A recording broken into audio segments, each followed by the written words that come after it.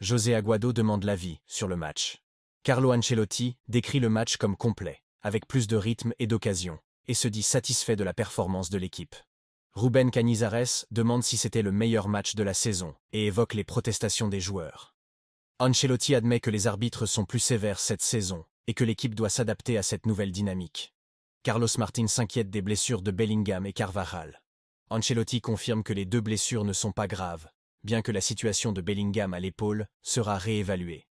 Abraham Romero interroge sur la manière dont l'équipe a géré la défense serrée. Ancelotti félicite la mobilité et la vitesse de son équipe, tout en mentionnant une contre-attaque spectaculaire pour le 3e but. Anton Meana demande si la blessure de Bellingham était récurrente. Ancelotti assure que malgré la gêne à l'épaule, Bellingham a bien terminé le match et devrait être disponible pour le prochain match. Alberto, Radio Estadio, évoque le jeu de l'équipe.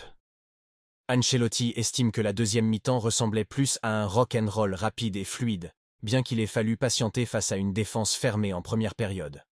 John Ruiz félicite pour les 38 matchs sans défaite. Ancelotti se montre satisfait, mais souligne que l'équipe doit marquer plus souvent en première mi-temps. Sergio Lopez demande pourquoi Endrick n'a pas plus de minutes. Ancelotti admet que cela peut sembler injuste, mais avec des joueurs comme Rodrigo, Mbappé et Vinicius, Endrick doit faire preuve de patience. Olivier Lorenzo questionne sur l'utilisation de Tchouaméni comme défenseur central.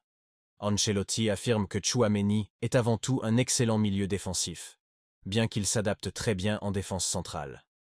Carlos Vicente évoque la continuité de Luka Modric. Ancelotti pense que les minutes régulières sont bénéfiques pour Modric, car il joue toujours à un haut niveau lorsqu'il est sur le terrain. Guillermo Rey questionne le système de jeu en 4-4-2. Ancelotti explique que l'équipe a commencé avec ce système pour s'adapter à l'adversaire, mais sans le ballon, il jouait en 4-3-3.